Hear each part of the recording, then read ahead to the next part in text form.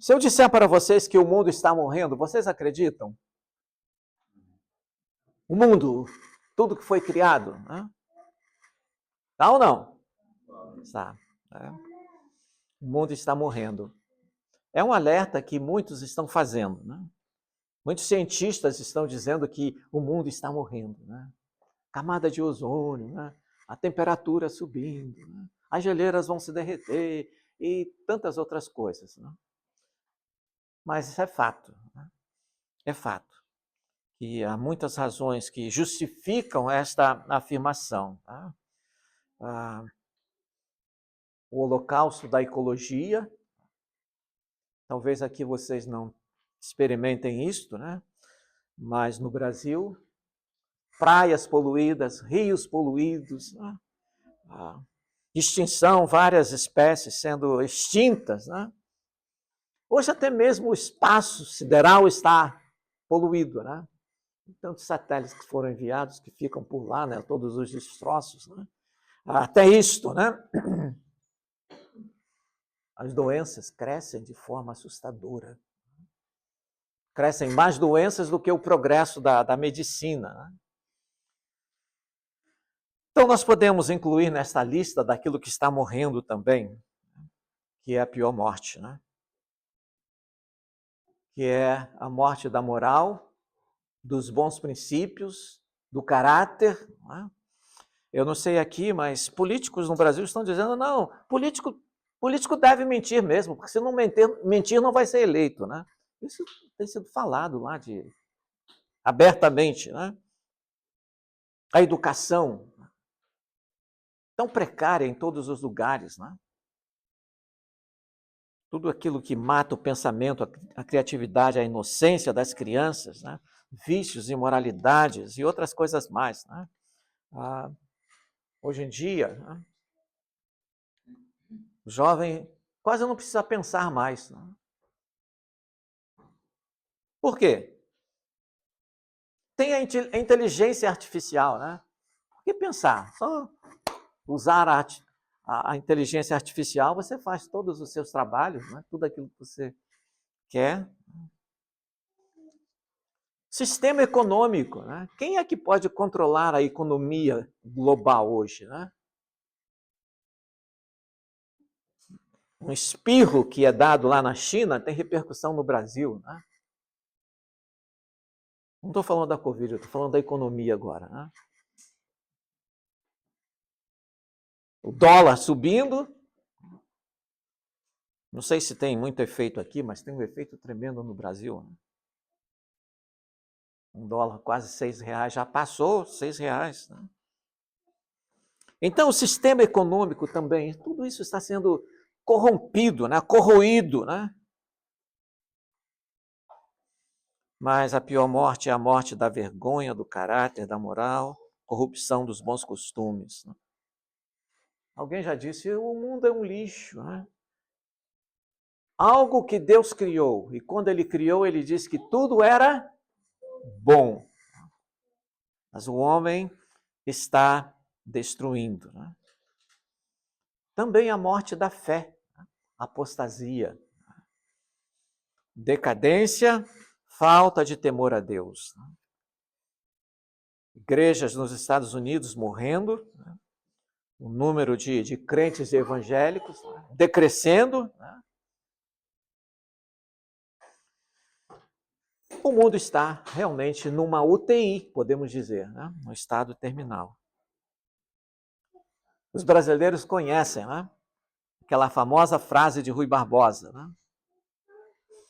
De tanto ver triunfar as nulidades, de tanto ver prosperar a desonra, de tanto ver agitarem-se os poderes nas mãos dos maus, o homem chega a desanimar da virtude, a rir-se da honra e ter vergonha de ser honesto. Né? Rui Barbosa falou isso, né?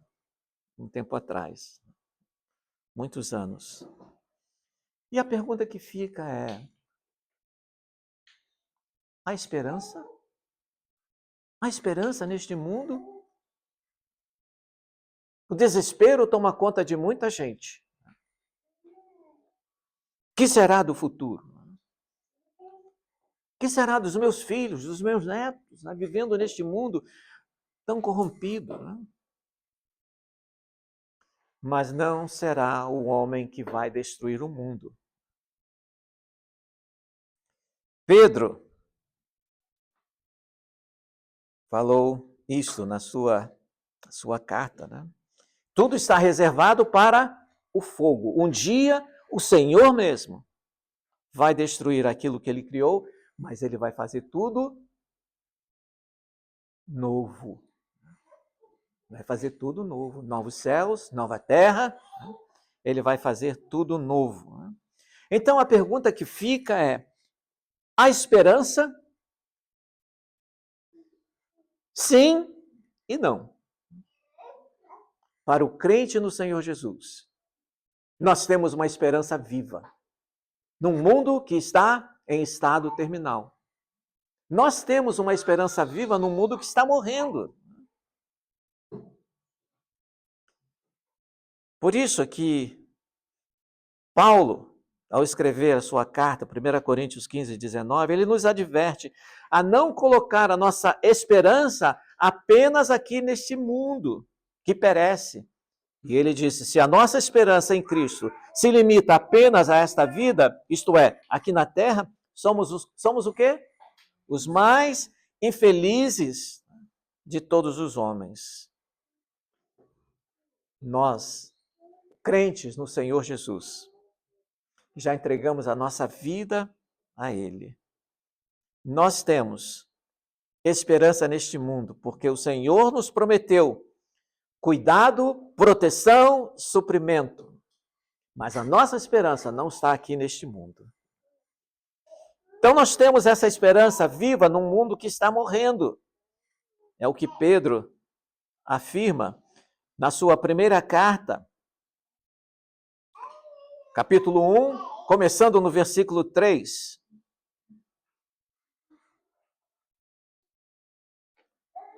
Bendito o Deus e Pai de nosso Senhor Jesus Cristo, que segundo a sua muita misericórdia, nos regenerou para uma esperança, para uma viva esperança, mediante a ressurreição de Jesus Cristo dentre os mortos, para uma herança incorruptível, sem mácula, imarcessível, reservada nos céus para vós outros, que sois guardados pelo poder de Deus, mediante a fé, para a salvação, preparado para revelar-se no último tempo.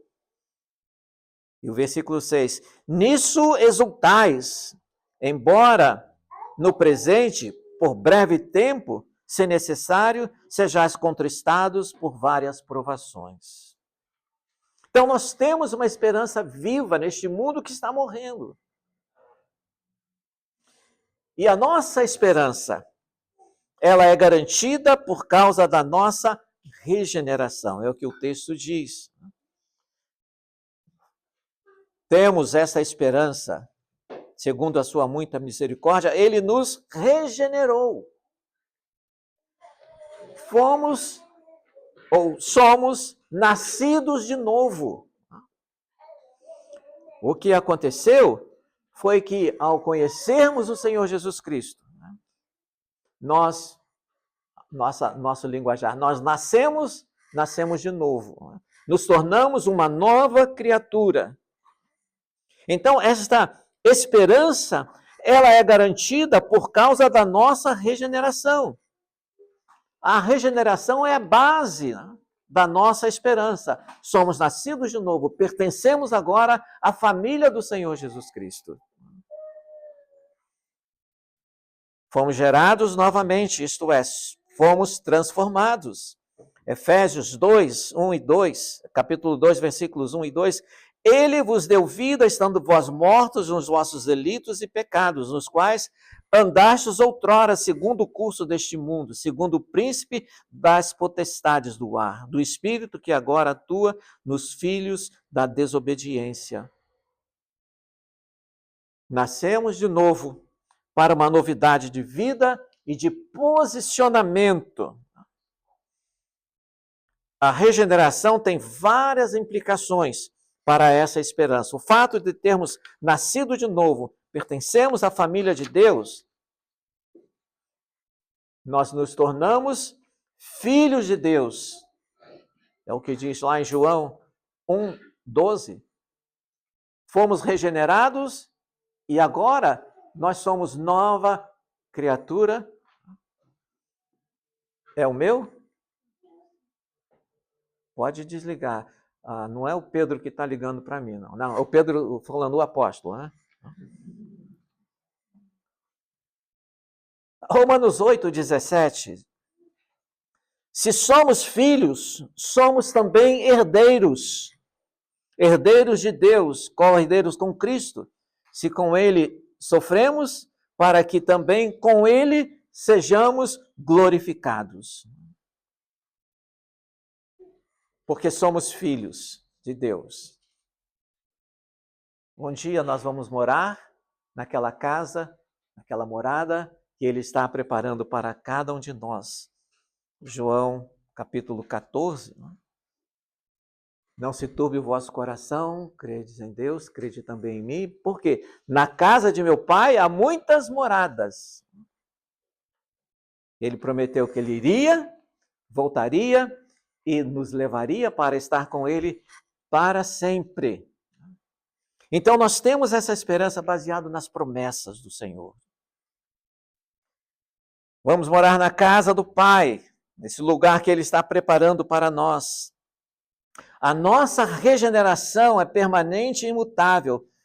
Lá no versículo 23 do mesmo capítulo diz: pois fostes regenerados, não de semente corruptível, mas de incorruptível, mediante a palavra de Deus, a qual vive e é permanente. Então a nossa regeneração, ela é permanente, ela é imutável.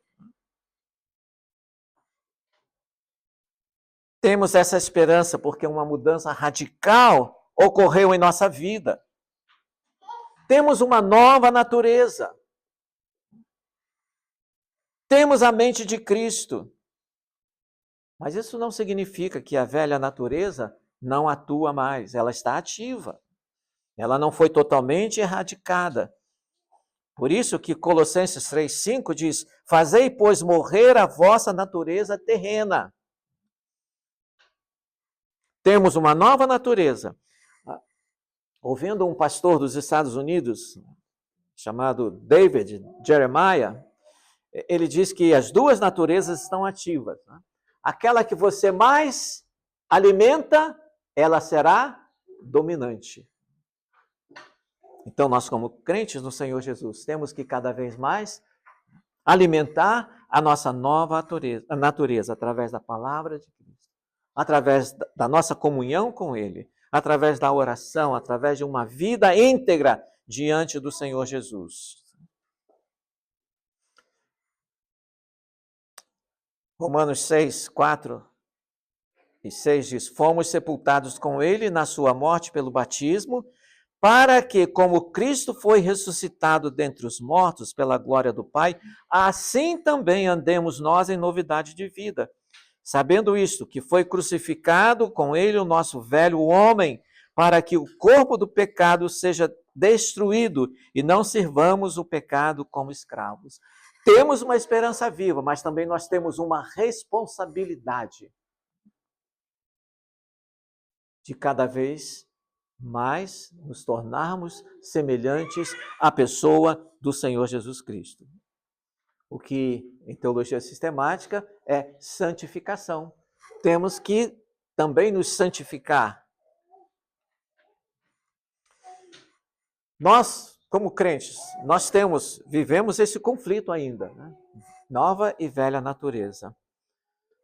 Aquele que não conhece o Senhor Jesus, ele não tem esse conflito. Por quê? O compromisso dele é com a vida de pecado na qual ele vive. Ele não nasceu de novo, não foi regenerado. Ele não conhece a Cristo como Senhor e Salvador da sua vida. Então, a velha natureza domina e ele vai alimentá-la. Aquele que não tem o Senhor Jesus, ele não tem esse conflito. O máximo que o incrédulo pode ter é remorso. Ter feito algo errado e vai arcar com as consequências. Mas o crente tem o Espírito Santo, que nos convence do juízo, da justiça e do pecado. A segunda razão para termos essa esperança viva no mundo que está na UTI, no mundo que está morrendo, é que ela está alicerçada na ressurreição do Senhor Jesus Cristo. Veja o versículo 3. Ainda, uma viva esperança mediante a ressurreição de Jesus Cristo dentre os mortos. Então nós temos essa esperança viva porque Jesus vive. Ele ressurgiu. Ele nos regenerou para uma viva esperança por meio da sua ressurreição. Ainda Romanos 6,5 diz, porque se formos unidos com ele na semelhança da sua morte, certamente o seremos também na semelhança da sua ressurreição. O fato de sermos agora participantes da morte e ressurreição do Senhor Jesus nos garante essa esperança viva e permanente. Em 1 Coríntios 15, Paulo levanta essa questão da ressurreição. E se Cristo não ressuscitou, é vã a nossa pregação, é vã a nossa fé. No versículo 20, ele fala da garantia da nossa esperança. Mas, de fato, Cristo ressuscitou, sendo ele as primícias dos que dormem. Por causa da ressurreição do Senhor Jesus, nós temos garantia da nossa esperança. Porque Jesus vive, a morte física não é o fim. É uma promoção para o crente. 1 Tessalonicenses 4,16 nos conforta e consola ao afirmar que os mortos em Cristo ressuscitarão primeiro para o encontro do Senhor nos ares. E diz que aqueles que estiverem vivos, quando o Senhor vier até as nuvens para levar a sua igreja, vão ressuscitar para encontrar com ele nas nuvens. Porque Jesus vive, nós temos a motivação, a força e o poder para enfrentar as incertezas do amanhã. Ele está preparando este lugar para nós. Agora, porque temos essa certeza, ninguém deve ficar obcecado por morrer logo, né? Alguém quer morrer aqui hoje? Pastor, se alguém levantar o braço, interna, porque não está sadio, né? Está doente. Então, ninguém deve ficar obcecado. Desejar que a morte venha logo. Né? Isso não é sadio, isso não é normal. Mas é bom que Jesus volte, né? Sem dúvida. Estarmos preparados, ansiar pela volta do Senhor Jesus, tudo bem. Né? Ninguém, então, deve ficar obcecado por morrer. É bom pensarmos que aqui não é o nosso lar. Cantava-se esse hino, né, no Brasil muitos anos atrás. Né? Pouco canta hoje, né? Eu não sei se vocês conhecem aqui. Aqui não é meu lar, um viajante sou. Meu lar é lá no céu? Não conhecem, né? Tudo bem. Eu lamento muito pelos jovens de hoje, né? Que não conhecem a preciosidade da nossa inódia, né? Hinos, né? A coleção de hinos antigos. Muito, muito. Boa teologia, boa música. Né? Ainda bem que o pastor Pedro aqui é firme nisso, né? Cantando música tão bonita. Oh, louvai a Deus. Escrito por um professor de seminário que já está desfrutando daquilo que ele escreveu. Né? Então é bom pensarmos que aqui não é o nosso lar. Meu lar é lá no céu, Jesus já o preparou. Avisto num portal um anjo a chamar. No meu lar celestial, espero logo entrar. Então, alguns hinos de saudosa memória. Né? Como? É, tem outro hino também que cantava antigamente, né? Só não pode cantar este hino pessoal da terceira idade. Tá? Eu tenho de Jesus saudade. Lembram desse aí? Não canta? Não, também não, né? Pois é. Quando será que eu vou? Estava bastante isso antigamente, né? Há um outro mais moderno, boa teologia, boa melodia. Né? Esse vocês conhecem. Porque ele vive, posso crer no amanhã. Porque ele vive, não temerei. E dependendo do lugar, vamos cantar esse hino, vamos ficar de pé e vamos cantar porque ele vive. Não vou fazer isso aqui hoje, não. Porque é bom cantar um hino dentro de um contexto, né? É bom. Porque às vezes a gente canta, mas não está fora do contexto, né? Porque ele vive, não temerei. Porque temos essa esperança viva. Nós temos esse conforto, esse consolo, essa certeza, né? Que um dia vamos estar com ele. Há uma outra razão, há um outro pilar do qual podemos nos apoiar para dizer que nós temos essa esperança viva. Né? Está no versículo 4. A nossa esperança hoje é uma antecipação da herança que nos aguarda. Nós temos uma esperança. Nós temos uma herança preparada para nós. E isso nos dá esperança. Ele nos regenerou para uma viva esperança. Versículo 4. Para uma herança incorruptível, sem mácula, imarcessível, né? Isto é, que não murcha. Alguém me deu, durante a semana, pastel de Belém, né? Deu uma bandejinha, né? Eu falei, vou levar para minha esposa, vou levar. Alguém falou, não, você não pode guardar. Acho que foi até a graça, você não pode. É perecível, né? Essas coisas do mundo são perecíveis, né? Então, nós temos hoje uma antecipação da herança que nos aguarda. Em contraste com esse universo em decomposição, essa esperança, esta herança que nós temos, né, nunca sofrerá dano, nunca perderá o seu valor, nunca será destruída, porque o texto diz que ela é incorruptível, nunca conhecerá decadência, né, diminuição, nunca sofrerá os efeitos da guerra e de doenças. Diz que ela é sem mácula. Nunca vai sofrer os efeitos da poluição deste mundo, né, do pecado. Né? Nunca perderá o seu brilho. Né? Inacessível, isto é, ela nunca desaparecerá. Né? E o texto diz que ela está reservada nos céus. Veja o final do versículo 4. Reservada nos céus para vós outros.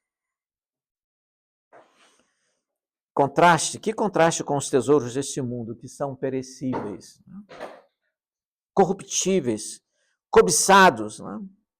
Ladrão rouba. Né? O governo tira também de nós. Né? Não em Portugal. Portugal é uma maravilha, é um paraíso. Nós estamos falando do Brasil.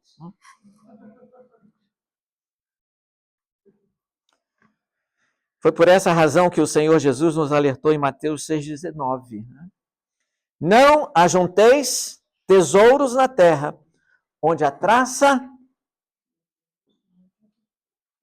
e a ferrugem, a traça come, a ferrugem corrói e os ladrões roubam. Mas ajuntai tesouros do céu, pois onde estiver o vosso tesouro, ali também estará o teu coração. Então nós temos essa esperança. Nós temos esta herança. E a pergunta, em que tipo de herança nós estamos fixando a nossa mente? Trabalhamos para quê? Vivemos para quê? Estamos armazenando o quê? E o texto lá de Mateus 6 nos adverte, né?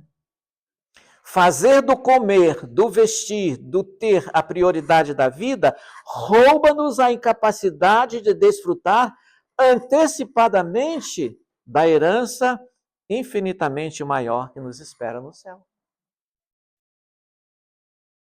Paulo disse que a nossa esperança, ela se resume apenas aqui neste mundo. Nós somos o quê? Somos os mais infelizes. Não é? Porque a nossa herança, a nossa esperança não é aqui neste mundo. Lógico que podemos desfrutar das coisas boas que Deus criou. Isso não é pecado. Mas se isto é o nosso tesouro, se isso é a nossa esperança, estamos perdidos. Então, fixar a nossa mente nos tesouros da terra, se a nossa esperança apenas está fixada naquilo que é aqui deste mundo, né?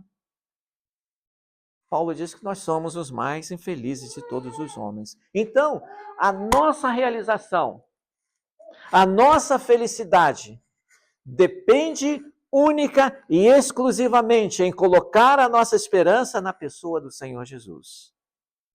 Ele é o nosso maior tesouro.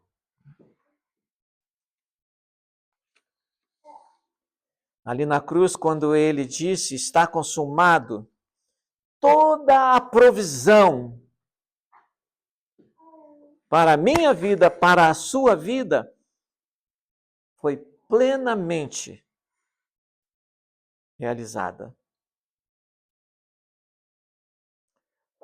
Nós temos essa esperança viva, mas nós temos que estabelecer alvos, valores para a nossa vida. Muita gente está correndo atrás das coisas deste mundo. Muita gente está descontente neste mundo, porque não tem essa ideia, né? Esse conceito de que há algo muito maior para nós. A nossa felicidade não está baseada naquilo que nós temos, naquilo que nós podemos alcançar aqui neste mundo. Porque tem muita gente dizendo, eu serei a pessoa mais feliz do universo quando eu tiver muito dinheiro. Vocês nunca ouviram isso, né? Nunca ouviram ninguém falar isso, né? Não, muita gente, né? Coloca a segurança, né? Isso aí. Serei feliz e realizado quando todos reconhecerem o meu valor pessoal. Quando eu for o primeiro em tudo. Então tem muita gente colocando a esperança, né? A felicidade, a realização nas coisas desse mundo. Porém, não há esperança, não há herança mais valiosa do que receber do Senhor Jesus aquele bem-vindo. Bem-estar, servo bom e fiel. Entra no gozo do teu Senhor. Nós vamos ouvir isso um dia do Senhor Jesus.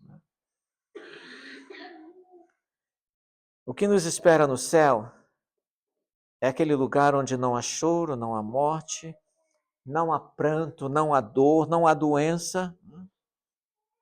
E o texto lá de Apocalipse diz que ele vai enxugar dos nossos olhos toda lágrima. É este lugar que ele está preparando para nós. E é esta esperança que nós temos. E ela é viva, é garantida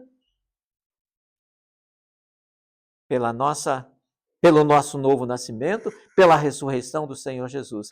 É interessante que esse texto, o versículo 5, ele diz, para vós que sois guardados pelo poder de Deus, mediante a fé, para a salvação preparada para revelar-se no último tempo. Ele nos deu uma herança e ele guarda, preserva, protege o herdeiro. Que maravilha isto, né? Temos essa esperança e o Senhor Jesus nos guarda, nos protege para um dia estarmos vivendo ou desfrutando dessa esperança que Ele nos dá. Que nos espera, então, é algo muito melhor do que vivemos aqui neste mundo. O clímax da nossa salvação aguarda a revelação do último dia. Então, o texto está dizendo que nós somos guardados pelo poder de Deus para um dia entrarmos no pleno gozo dessa esperança. O Senhor Jesus protege, guarda a herança e guarda o herdeiro. Mas isso não nos livra de provações enquanto estivermos aqui neste mundo. O texto termina com uma palavra muito preciosa. Porque temos essa esperança viva, porque temos essa herança reservada para nós, porque temos a proteção do Senhor para um dia entrarmos nesta herança, o versículo 6 diz: nisso exultais, nisso tendes alegria, tendes felicidade. Nisso exultais, embora no presente, por breve tempo, se necessário, sejais contristados por várias provações. Nós não podemos viver naquele triunfalismo evangélico de tudo será uma maravilha, um mar de rosas. Não, Jesus ele não prometeu isto. Ele disse que teríamos aflições, mas que tivéssemos bom ânimo. E ele está dizendo para nós: vinde a mim todos vós que estáis cansados e oprimidos, e eu vos aliviarei. O fardo é leve. Então, essa passagem de Pedro nos faz vibrar de alegria ao vislumbrar a volta do Senhor Jesus. E vivermos naquela expectativa de que o melhor da vida cristã, o prêmio maior, está para vir.